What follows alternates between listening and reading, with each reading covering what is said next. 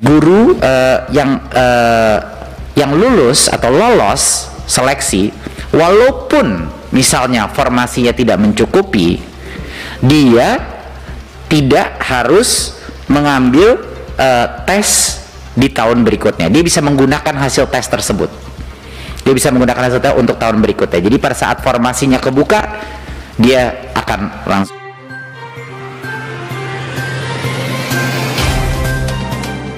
Assalamualaikum warahmatullahi wabarakatuh. Yang terhormat Pak Ketua, yang terhormat Bapak Ibu Wakil Ketua, dan para anggota Komisi 10 DPR RI. Terima kasih pertama kali untuk laporan panja peta jalan pendidikan. Terima kasih untuk kerja keras Bapak Ibu untuk mendapatkan berbagai macam masukan.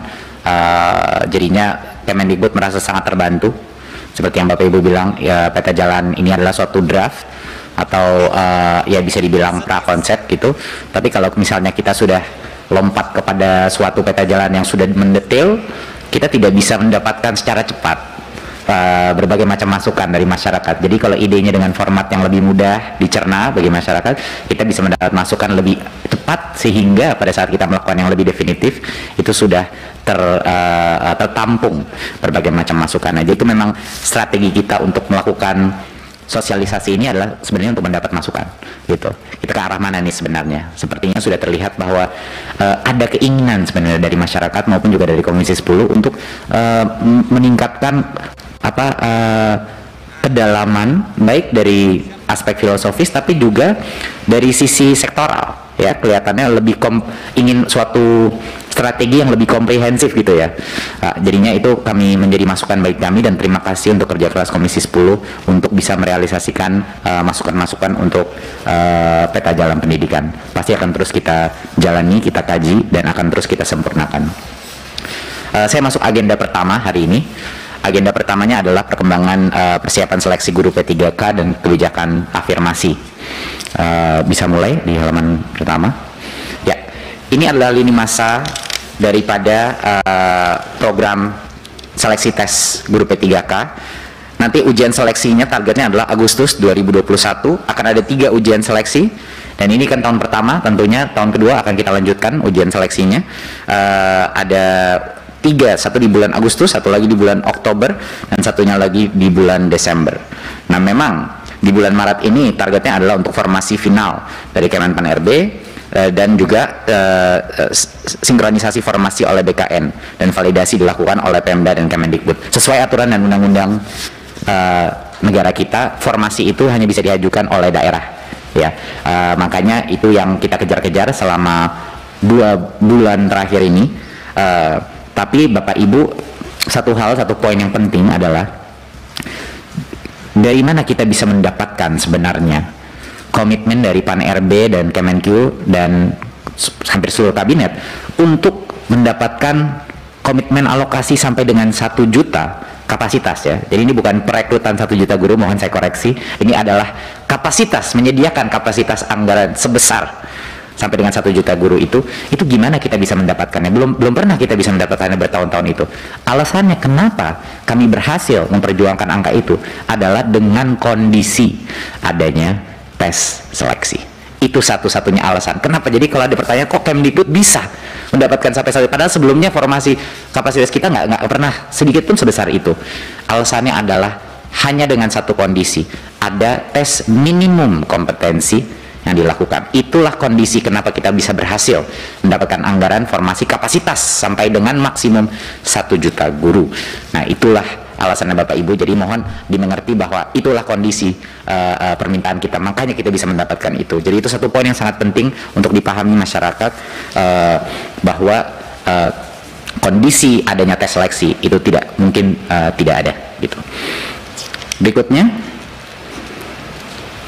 kami mendengar beberapa masukan bahwa mungkin ada isu dengan sosialisasi formasi P3K ini. Saya dengan keras harus menjawab ini, bahwa seluruh dirjen kami dan termasuk saya sudah kunker ke Sulawesi, ke NTT, ke Papua. Jadi menteri pun dan Bapak Ibu Komisi 10, saya sudah mendengar banyak sekali Bapak Ibu di Komisi 10 sudah mensosialisasikan formasi. Bapak Ibu, masalahnya bukan sosialisasinya. Kita telah melakukan berbagai macam acara, webinar, Zoom untuk terus menyebut bahwa satu, tolong ajukan formasi, dua, pemerintah pusat akan mendanai biaya, menyiapkan biaya melalui DAU untuk semua formasi yang lulus tes P3K. Jadinya mohon maaf Bapak Ibu, tapi sosialisasi yang kita telah lakukan itu sudah seintensif mungkin, baik dari pemerintah daerah maupun bahkan kunker pun kita.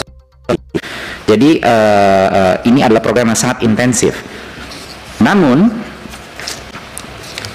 apa yang terjadi harapan berikutnya?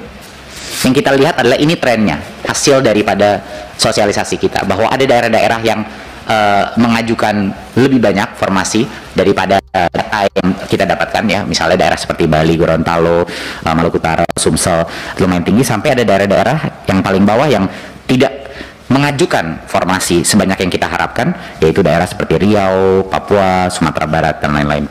Jadi ya, totalan formasi pemerintah daerah ini memang menjadi maksimum daripada yang bisa kita angkat menjadi P3K. Tapi jangan lupa Bapak Ibu, ini bukannya formasi ini adalah maksimum ya, berarti mereka masih tentunya harus mengambil tesnya. Nah, sebanyak 196 daerah mengusulkan formasi kurang dari 50% dari total formasi yang menurut Kemdikbud masih dibutuhkan.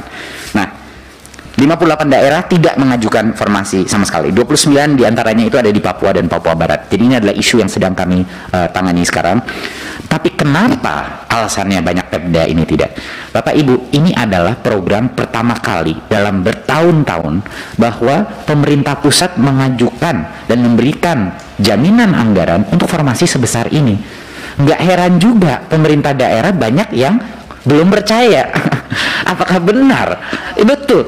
Jadi yang saya pun berinteraksi waktu saya jalan di Papua, waktu saya jalan-jalan di Sorong, Kabupaten Sorong, sama waktu di NTT, waktu saya mensosialisasikan ini, baik pejabat-pejabat di daerah masih setengah-setengah percaya Bapak Ibu bahwa ada pemekaran formasi sebesar ini dan diperbolehkan. Jadi banyak dari mereka yang masih takut dengan beban anggaran di APBD-nya, bahwa nanti mungkin harus ditalangi oleh daerah. Jadi ini adalah masalah yang tidak bisa diselesaikan hanya dengan sosialisasi. Ini membutuhkan waktu gitu. Seperti yang kita lihat, banyak daerah-daerah yang mungkin belum berani mengajukan formasi ini adalah daerah-daerah yang mungkin juga terbatas anggarannya untuk kebutuhannya. Jadinya itu yang sedang kita coba selesaikan. Tapi alasannya bukan karena kurang sosialisasi. Alasannya adalah ini butuh waktu proses meyakinkan pemerintah daerah bahwa ini beneran loh, benar-benar akan anggarannya disiapkan oleh pemerintah pusat. Jadi yang kaget Bapak Ibu bahwa ada formasi sebesar ini gitu. Nanti kita masuk ke halaman berikutnya. Nah, ini suatu hal yang mungkin kita suka lupa ya. Kami pun di Kemdikbud kaget melihat ini.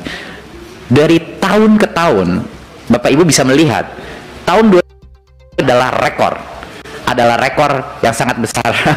Saya nggak tahu seberapa kapan terakhir kali, mungkin saya cek tadi itu, saya cek berapa? 2000?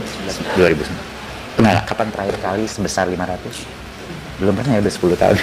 Kalau bisa nanti saya cek lagi Bapak Ibu, tapi mungkin dalam 10 tahun terakhir ini belum pernah ada formasi sebesar 500.000. Dan ini harus menjadi suatu hal yang bisa kita rayakan bersama Bapak Ibu gitu. Karena desakan Komisi 10, karena perjuangan Kemendikbud, perjuangan Kemenq dan Pan-RB, pertama kalinya kita berhasil melakukan formasi di P3K 513.000. Jadinya walaupun mungkin tidak mencapai 1 juta, tapi kalau kita lihat relatif dari tahun-tahun kemarin, ini merupakan pencapaian yang luar biasa dan menurut saya patut kita rayakan gitu loh. Rayakan untuk para guru honorer gitu, bahwa mereka mendapat kesempatan untuk bisa sampai dengan 500.000 formasi yang sudah ada.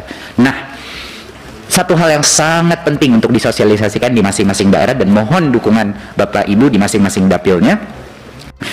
Walaupun 513.000 formasi yang sekarang sudah ada, namun semua guru honorer tetap dapat mengikuti seleksi di tahun 2021. Saya ulang lagi ya. Berapapun formasi yang didapatkan di tahun 2021, semua guru honorer masih tetap bisa mengikuti tes seleksi ini. Nah, ini poin yang sangat penting. Kenapa? Jadinya guru yang yang lulus atau lolos seleksi, walaupun misalnya formasinya tidak mencukupi, dia tidak harus mengambil tes di tahun berikutnya. Dia bisa menggunakan hasil tes tersebut. Dia bisa menggunakan hasil tes untuk tahun berikutnya. Jadi pada saat formasinya kebuka, dia akan langsung masuk, ya. Jadi itu suatu hal yang penting. Jadi Bapak Ibu, yang akan terjadi tahun ini adalah semuanya akan mengambil tes, ya. Dan seperti yang saya udah ulang 5-10 kali, dan mohon diulang lagi, hanya yang lolos seleksi yang akan menjadi P3K. Jadinya kalaupun yang lolos seleksi itu di atas 500.000, ya, atau mungkin di daerah-daerah tertentu di mana formasinya belum terbuka, dia akan disiapkan untuk tahun berikutnya. Dan bulan adalah di tahun ini adalah bulan di mana Kemdikbud akan mengejar pengajuan formasi untuk tahun berikutnya. Jadinya semua daerah-daerah seperti Papua, Riau yang masih mungkin perlu kita penekanan, perlu memberikan mereka keyakinan, itu kita sampai tengah bulan Agustus bisa. Tetapi semua guru itu bisa mengambil tes pertamanya dia di tahun ini. Jadinya pun kalau dia gagal, dia tahu apa kelemahan dia, dan dia bisa belajar lagi mengambil tesnya tahun berikutnya.